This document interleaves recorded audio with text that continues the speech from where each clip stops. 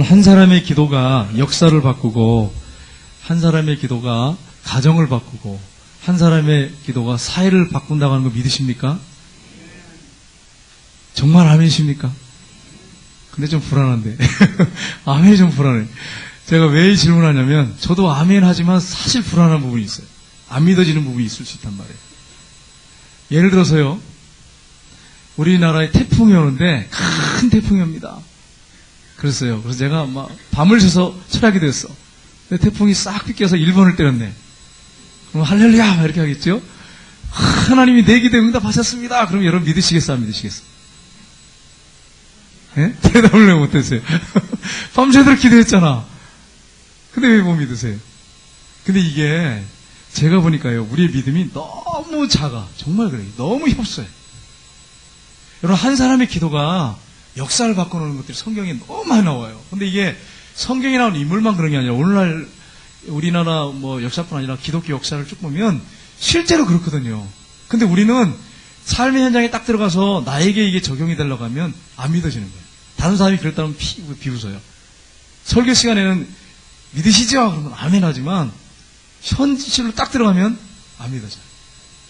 여러분 성경에 보세요. 기드온이 여호수아가 전쟁할 때 이 전쟁을 빨리 끝내야 될 전쟁이에요. 안 그러면 이스라엘이 또 밤에 숨어 있다가 또 연합회가 또 쳐들어오거든요. 그러니까 하늘을 향해서 외치잖아요. 태양아 중천에 머물러라. 달아 아엘론 골짜기에 그리할지니라. 그걸 선포하면서 기도해요. 하나님이 그대로 있게 하셨어요. 근데 이게 얼마나 놀라운 일이에요. 이걸 여러분 오늘날 이게 믿겠어요? 우리 교회 집사님 한 분이 비가 막 엄청나게 오셔서 손을 들어서 운전하면서 이렇게 했더니 비가 멈추더래요. 그러면 여러분 아멘 하시겠어요? 아멘 해야 되잖아요. 여기 본인이 있어요. 장본인이. 본인은 믿으시지만 우리한테 딱 얘기하면 그게 믿으시냔 말이에요. 실제적으로요. 실제적으로 그러냔 말이에요. 그만큼 그때 믿음이 있었다는 얘기잖아요. 여러분 성경에 많은 인물들이 그랬어요. 실제적으로 그랬어요.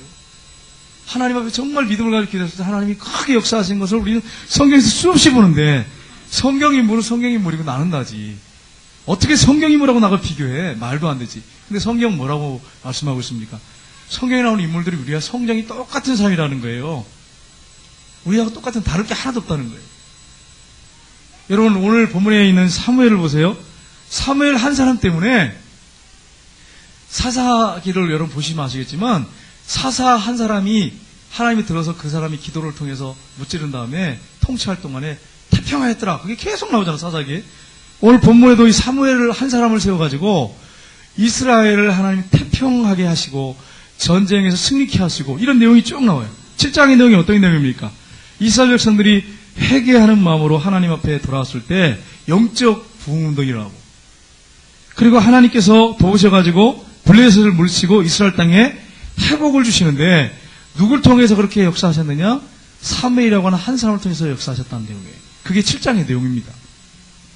1절 2절에 보시면 어떤 내용이 나옵니까? 빼앗겼던 하나님의 개가 돌아와서 베세메스를 거쳐서 기럇 여아림에 거기에 와서 아비나답의 집에 있게 됩니다. 이제 이 내용이 쭉 나오는데 이상한 것은요.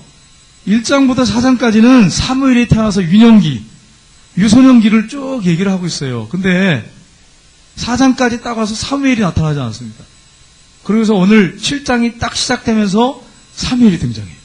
그러니까 여러분 유소년기만 있고 그 다음에 없단 말이에요. 청년기까지 없다가 딱 이제 장년기에 딱 나타나는 게 이 7장의 내용입니다.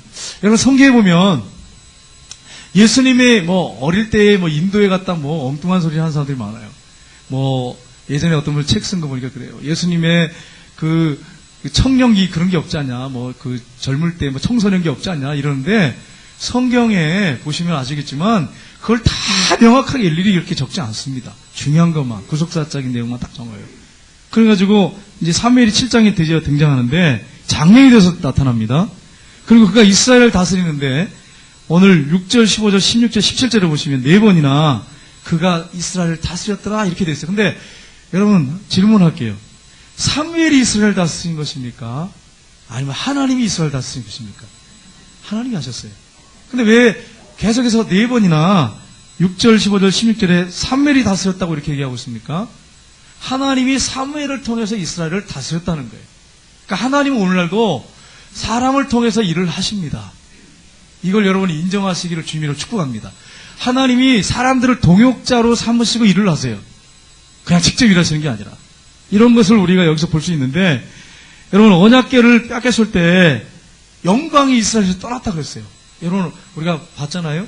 이가고 대가고 영광이 하나님께서 하나님의 영광이 떠났다 이스라엘에서 이랬잖아요. 그런데 여러분 보시면 사무엘을 통해서 하나님의 영광이 다시 돌아와요.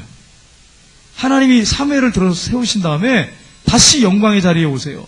그래서 이스라엘을 통해서 살아계신 역사를 분명하게 보여주십니다. 이게 7장의 내용이 7장 또 8장 쭉 나옵니다.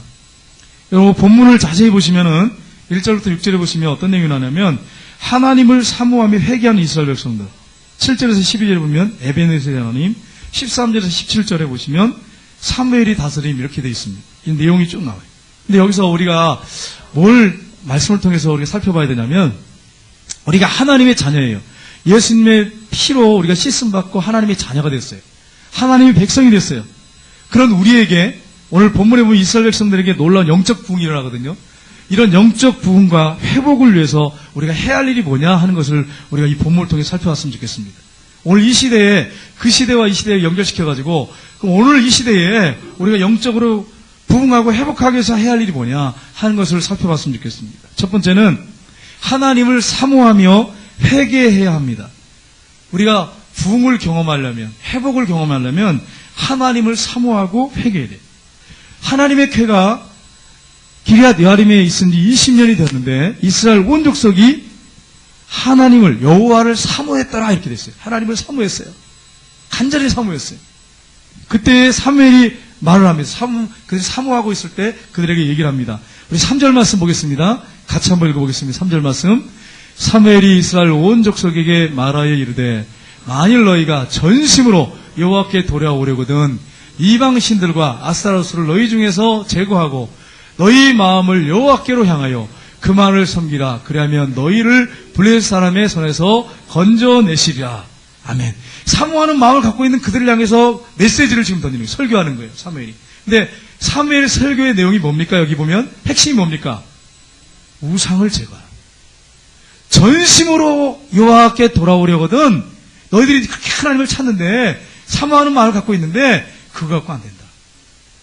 너희들이 전심으로 하나님께 돌아오려면 너희들 이방신들 아스타로스를 너희들의 삶 속에서 너희들이 삶의 현장에서 제거해야 된다. 그리고 마음으로 너희 마음을 여호와께로 향해서 그만을 섬겨라. 그리하면 너희를 블레셋 사람들의 손에서 건져내시리라. 이렇게 말씀했어요. 그러니까 우리가 전심으로 하나님을 향해야 되고 마음이 하나님을 향할 뿐 아니라 돌아와야 될 뿐 아니라 실제적으로 회개해야 되는데 어떤 회개가 있어야 되냐? 우상, 이방신들을 제거해야 돼요. 여러분 장가지치기 하라는 얘기예요. 장가지치기. 이제 봄이 됐잖아요. 그럼 여기 이제 농사 짓는 분들 알잖아요. 포도원 농사를 짓는 분도 계시고 하는데 무슨 일을 합니까? 장가지치기, 장가지치기. 저는 이걸 잘 몰라요. 농사를 앉아서 잘 모르는데 장가지를 열매가 나오지 않을 부분들은 다 잘라버려요. 나올 만한 부분들은 놔두고 이렇게 하지 않습니까? 장가지들, 우상들, 우리에게 있는 우상들을 제거해야 돼요. 꼭 우리는 뭐 눈에 보이는 우상을 섬기지 않습니다. 제가 이제 대신방을 해봤지만 집집마다 우상이 있는 집들은 없어요. 숨겨놨는지는 모르겠지만은 우상이 있는 집들은 한 집도 없어요. 이제 신방하다 보면 뭐 이상한 이 불교 글자가 써 있는 뭐 불자 이렇게 탁 써 있고 뭐 그런 집 혹시 있어요. 남편이 안 믿어가지고 뭐 그런 집은 있을 줄 띠라고 하지만 그렇지 않고 일반적으로 우상은 없습니다. 그런데 우상이 뭐냐 그러면 크리스찬들에게 우상이 뭐냐? 하나님보다 더 마음이 뺏겨 있는 게 그게 우상이에요.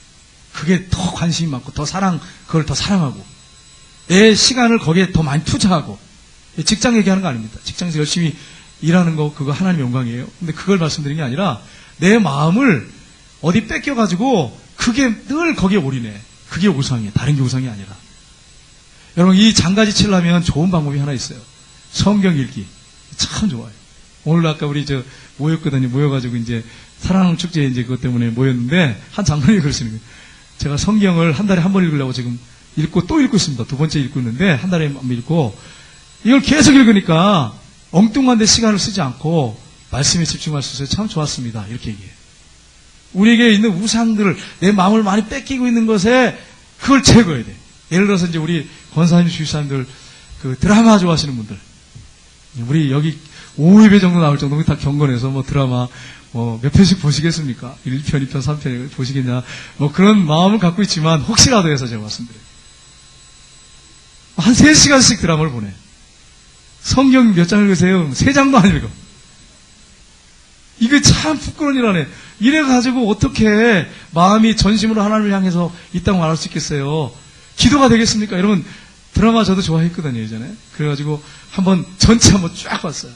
너무 재밌어가지고. 그때 무슨 드라마였는지 잘 모르겠는데, 아무튼, 그때 재밌었어요, 그게. 그래서 쭉 봤는데, 드라마 보고 기도가 됩니까? 드라마 끝나고, 이제 기도해야지. 그러고 이제, 말씀 봐야지. 그럼 여러분, 드라마 보고 기도가 되고 성경이 들어오던가요? 아니에요. 주인공 교들이 머릿속에 다 했다면서 기도가 안 돼. 성경 봐도 성경에 집중이 안 돼요. 그런 문제가 있어요. 여러분, 제가 뭐 세상 줄 다 끊어버리고 아무것도 하지 마라. 그런 얘기 하는 게 아니잖아요, 지금. 그런 얘기 아니죠. 좀 줄여야 돼. 드라마 같은 거 좀 절제하고, 하나님 말씀 집중해서 좀 보고, 기도하시고, 그러면 하나님께서 기도를 통해서 엄청난 일을 하실 텐데, 엄청난 기적을 행하실 하나님 앞에 마음을 쏟고 전심으로 행하지 않고 엉뚱한 데 시간을 투자하니까 기적이 일어나지 않는다. 저와 여러분이 좀 이제 마음을 다른 데 좀 두지 말고 마음을 하나님께로 향하고 기도하고 하나님 앞에 전심으로 그렇게 나감으로 우리의 삶 속에 부흥이 일어나고 회복의 역사가 일어나기를 주님의 이름으로 축복합니다. 사무엘이 뭐라고 했어요? 너희가 전심으로 여호와께 돌아오거든. 회개운동 아닙니까? 회개운동이에요. 돌아오는 게 회개운동이에요. 회개하라 천국이 가까우느니라. 세례요한이 그랬죠. 예수님도 그랬어요. 제일 먼저 회개하라 천국이 가까우느니라. 이방신들을 제거하라 그랬어요. 너희 마음을 하나님께로 향해라. 그를 섬겨라.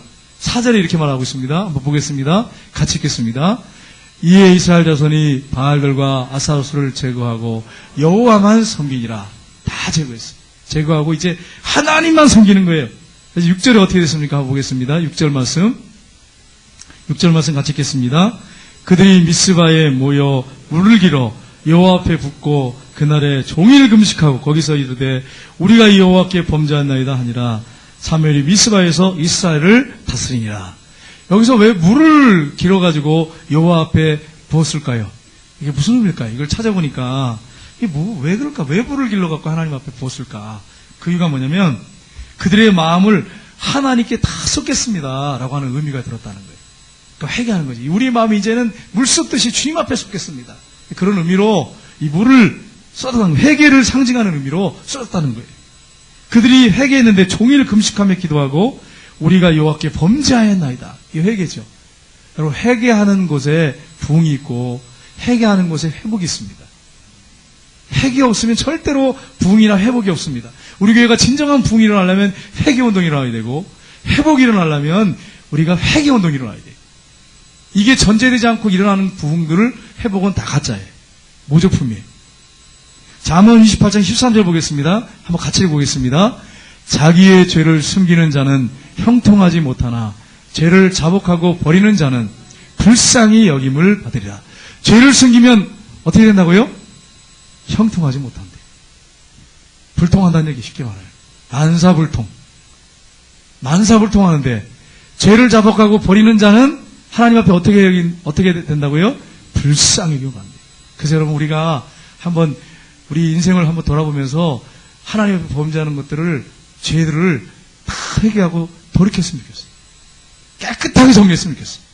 그리고 마음을 물 쏟듯이 하나님께 쏟아부는 그런 저와 여러분 되시기를 주님의 이름으로 축복합니다. 그럴 때에 회복이 있어요. 그리고 그럴 때 그곳에 부흥이 있는 거예요. 진정한 부흥이 있는 거예요. 두 번째는 예수를 통해서 담대하게 기도해야 됩니다. 우리 7절 말씀 보겠습니다. 같이 읽겠습니다. 이스라엘 자손이 미스바에 모였다 함을 블레셋 사람들이 듣고 그들이 방백들이 이스라엘을 올라온지라. 이스라엘이 자손들이 듣고 블레셋 사람들을 두려워해요. 지금 블레셋 사람들이 뭘 하고 있습니까? 미스바 이스라엘 백성들이 모였어? 뭐 하려고 모인 거야? 전쟁하려고? 모이는 게 그것밖에 더 있겠어? 이런 얘기죠. 그러면서 이제 방백들이 모여가지고 의논해가지고 이스라엘 백성 치러 올라가자 그랬어요. 그 전쟁이 터지게 생긴 거예요. 그러니까 블레셋 사람들을 누가 지금 두려워하고 있는 거예요? 예? 이스라엘 백성들이 두려워하고 있습니까? 블레셋 사람들이 두려워하고 있습니까? 이스라엘 백성들이 지금 부들부들 떨고 있는 거예요. 지금 여러분 걱정 안 되세요? 지금 북한에 있는 전부 테러를 다 차단해요. 수송할 물품 못 들어가게 하고 배에 막 잡아놓고 지금 아시겠지만 정말 정신없어요 지금. 그러면 김정은이 진짜 확 돌아가지고 핵을 쏟는 전쟁을 일으키면 어떡하나. 두려움 없습니까 여러분? 솔직히 얘기해서 있어요 없으세요? 있어요. 믿음 좋은 사람은 없겠지만은 믿음이 약한 사람들은 있어요. 저러다 진짜 미치는 거 아니야? 김정은 미쳐가지고 그냥 이상하게 확 돌아가지고 그냥 이상한 짓 한번 저지르면 큰일 나는데. 근데 그래 두려움이 우리에게 있단 말이에요. 왜 없겠습니까? 믿음 좋은 사람 없단 말이에요. 근데 사실은 누가 두려워야 됩니까? 우리가 두려워야 됩니까? 김정은이 두려워야 됩니까? 예? 사실은 김정은이 두려워야 돼요. 사실은 우리가 믿음이 탁 돼가지고 우리가 하나님을 붙잡혀서 우리 민족이 기도하면서 하나님이 우리 민족을 붙잡고 있으면 김정은이 두려워야죠. 근데 봐요. 이스라엘 백성들이 부들부들 떠는 거예요. 부들부들 떨면서 어떻게 합니까? 당신이 우리를 위해서 우리 하나님 여호와께 쉬지 말고 부르시죠. 우리를 블레셋 사람의 손에서 구원하게 하소서. 사무엘에게 요청하고 있어요. 당신이 기도하면 전쟁에 승리할 수 있습니다. 여러분 핵이 무서운 게 아니에요. 기도하는 사람이 없는 게 문제지.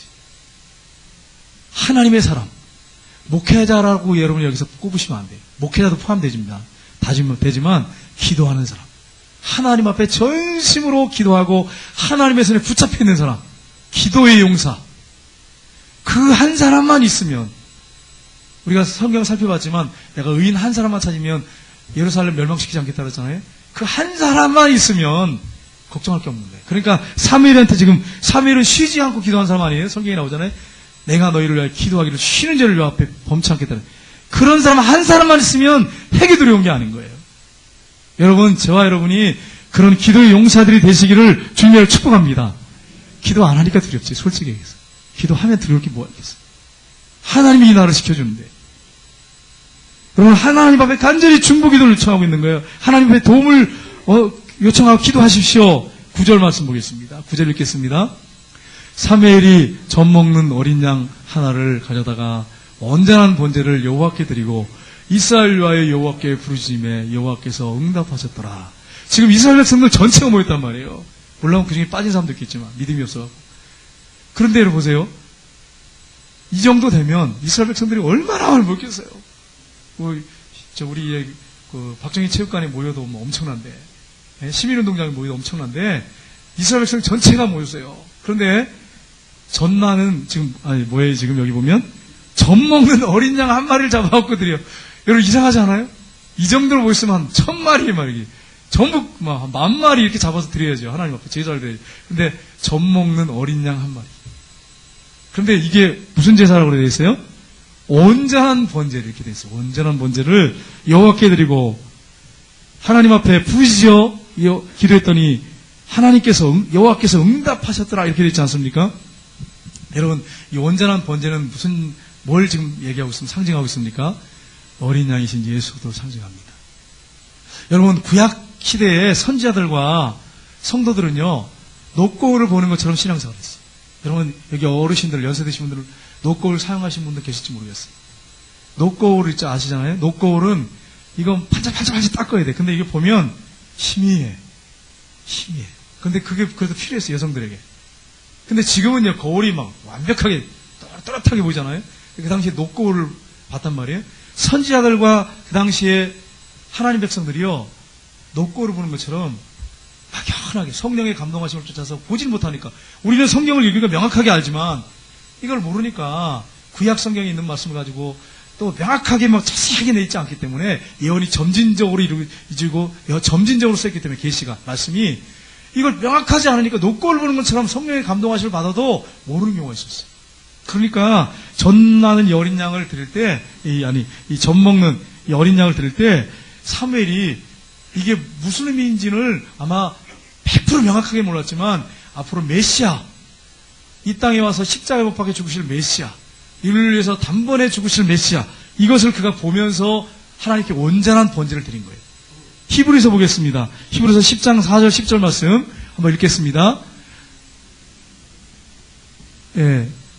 죄송합니다. 이게 10장이 아닌 것 같은데. 예. 히브리서, 제가 보겠습니다. 히브리서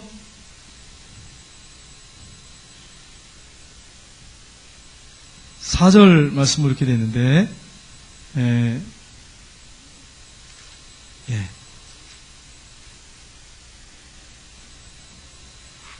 제가 이걸, 구절을 제가 잘못 쓴 것 같습니다. 여기 보면은 어떤 내용이 나냐면 이렇게 됐습니다. 이는 황소와 염소의 피가 능히 죄를 없이 하지 못함이라. 이렇게 됐어요. 그러면서 뭘 말씀하고 있느냐면 이렇게 말씀하고 있어요. 이 뜻을 따라 예수 그리스도의 몸을 단번에 드림으로 말미암아 우리가 거룩함을 얻었노라. 이렇게 됐어요. 황소와 염소의 피가 능히 죄를 없이 하지 못한다. 이 전 먹는 어린 양, 이게 죄를 없이 합니까? 황소, 염소의 피가 죄를 없이 하지 못한다고 되어 있어요. 근데 뭐라고 말씀하고 있어요? 이 뜻을 따라, 하나님 뜻이죠. 뜻을 따라 예수 그리스도의 몸을 단번에 드심으로 말미암아 우리가 거룩함을 얻었노라. 이렇게 되어 있어요. 여러분, 이게 무슨 말씀입니까? 이 전 먹는 어른 이 양이 예수 그리스도를 상징하는 것 뿐이지 죄를 사한다든지 아니면은 이걸 통해서 하나님이 온전한 예배를 받으신다든지 그게 아니죠. 이건 상징적인 의미죠.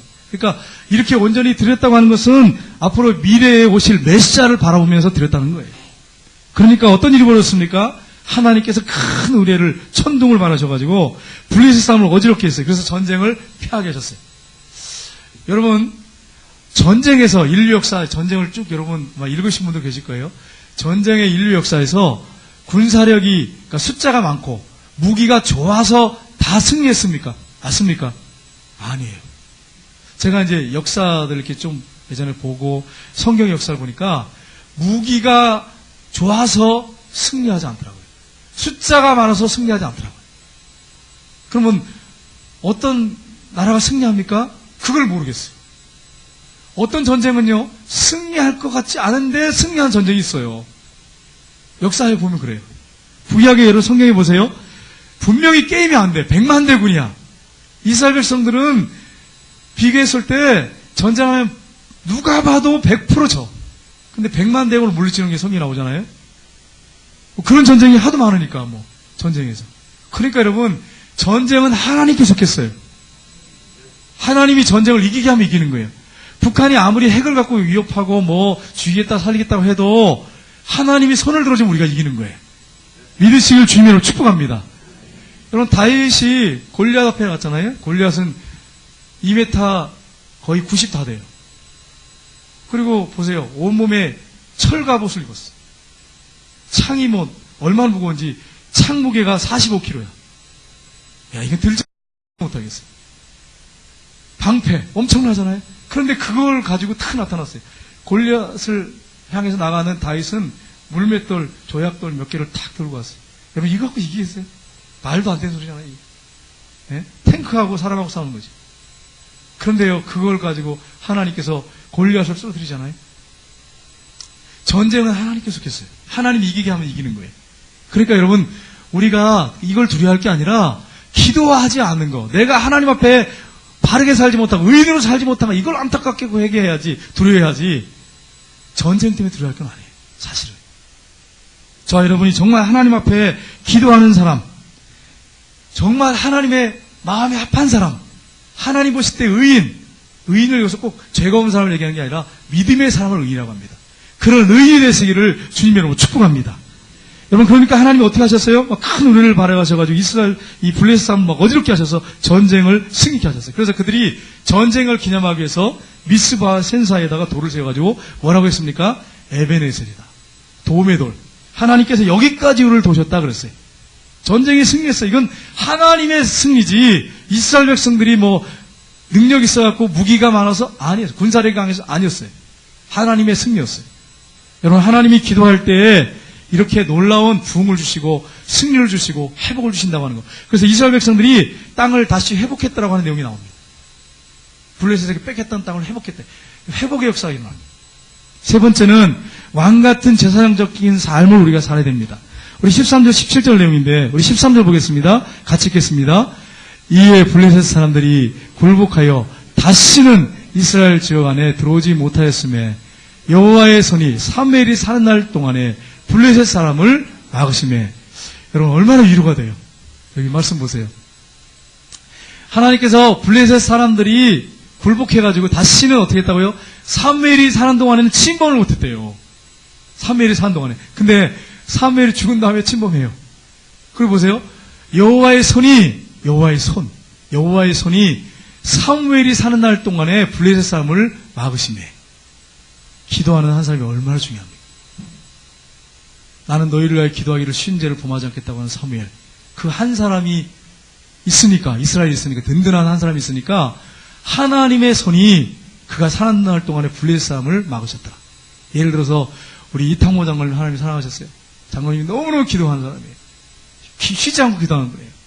이탕모 우리 장로님 한 사람 때문에 하나님께서 북한을 보시고 막으셨더라. 이탕모 장로님 살아계실 동안에 북한을 막으셨더라. 얼마나 큰 축복이에요. 이게 그러면 사무엘 선자에게만 해당되는 말씀이에요, 이게? 맞습니까? 아니에요. 저 여러분에게 해당되는 사람이. 그렇게 못 사니까 문제지, 우리가. 저 여러분이 정말로 하나님의 손에 붙잡혀서 그렇게 삶으로 말미암아서 정말 두려움 없이 우리를 보고 안 믿는 사람들이 떠는 그런 역사들이 있기를 주님의 이름으로 축복합니다.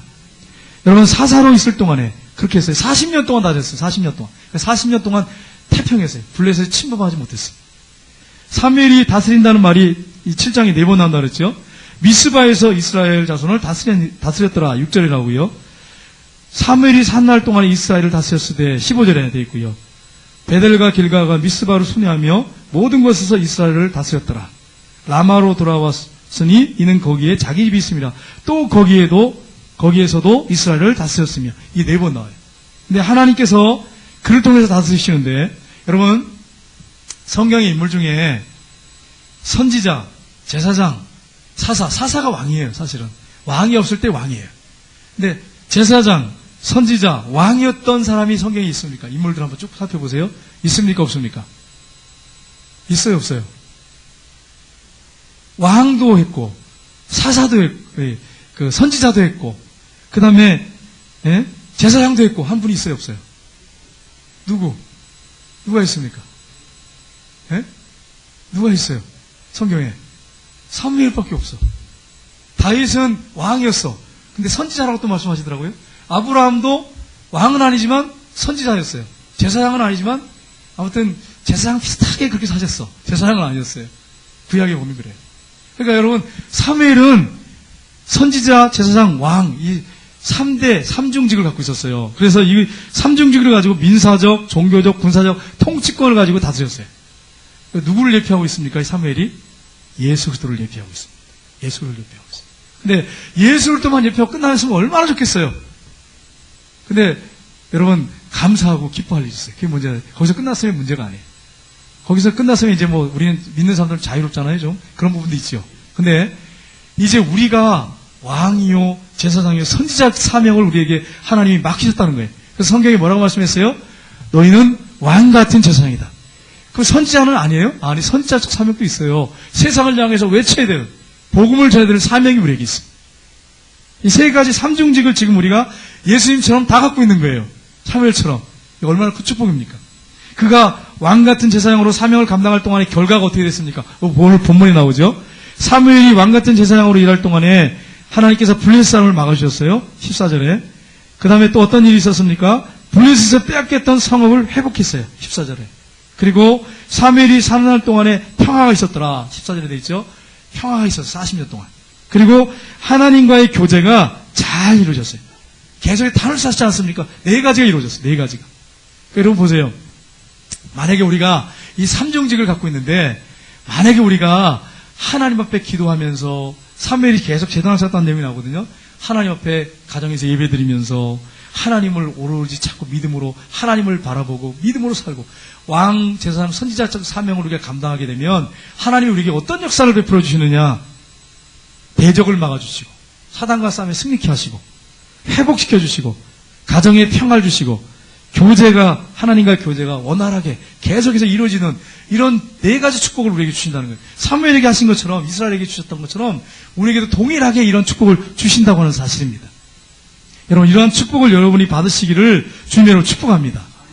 보세요. 얼마나 큰 축복이에요. 대적을 막아주시고, 회복시켜주시고, 가정에 나라가 평화가 있는 것처럼 가정에 평화를 주시고, 또 교회가 또 평화하고, 또 하나님 가운데 하나님 역사하심으로 교제가 원활하게 이루어지고 하나님의 놀라운 역사들을 보고, 이런 역사들이 우리 교회에 있고 우리 가정에 있었으면 참 좋겠습니다.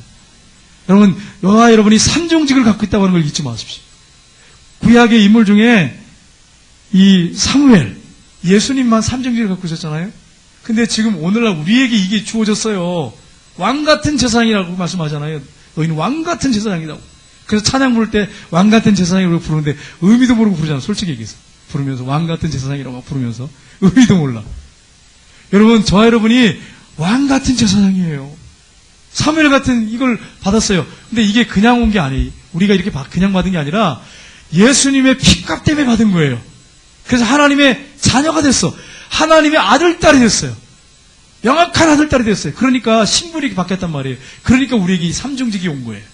그러면 여러분, 우리가 이 사명을 제대로 알고 감당하려면 어떻게 됐습니까?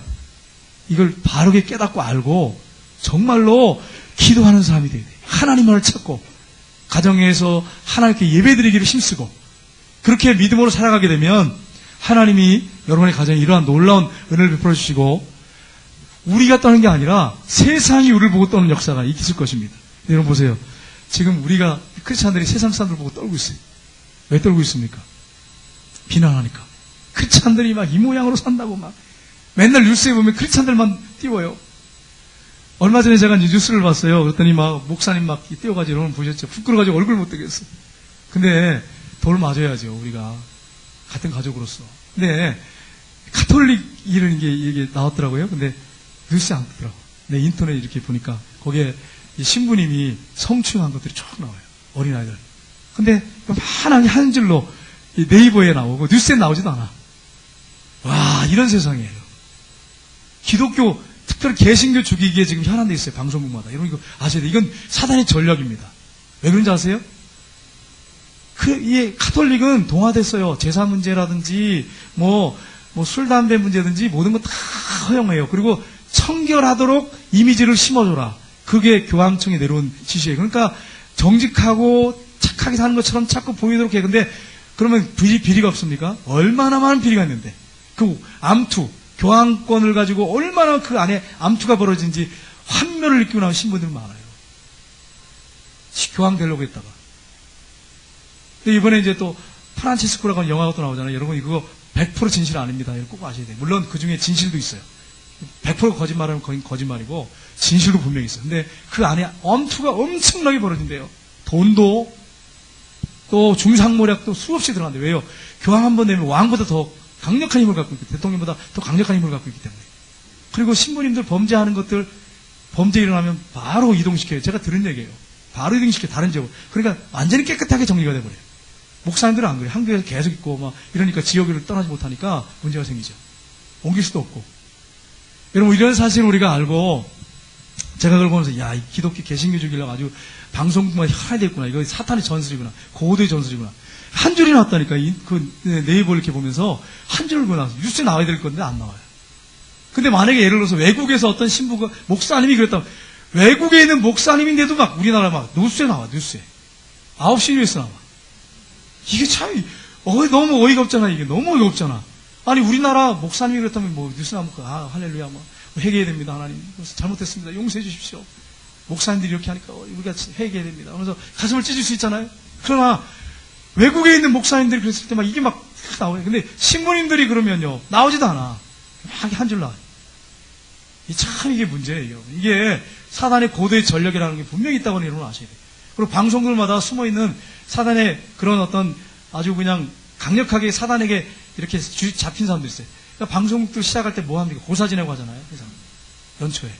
사단의 역사, 귀신의 역사가 없을 리가 없죠. 있을 수밖에 없죠. 그리고 이런 사실을 여러분 기억하시고 물론 기독교원들이 깨끗해야 됩니다. 정직하고 회개해야 됩니다. 만약에 사무엘처럼 우리가 하나님 앞에 회개하면서 바르게 붙잡혀 우리가 쓰임받는다면 세상이 우리를 두려워하겠죠. 우리가 두려워하는 게 아니라. 우리가 좀 우리 자신이 저나 여러분이 좀 이 말씀을 기억하면서 말씀에 집중하고 기도에 집중하고 그래서 정말 거룩하고 성결한 삶을 삶으로 세상 사람들이 예수 믿는 사람들 보면 참 거룩하다. 야, 우리하고 삶이 달라. 우리를 보고 두려워할 수 있는 그런 역사가 있기를 주님의 이름으로 축복합니다. 기도합니다.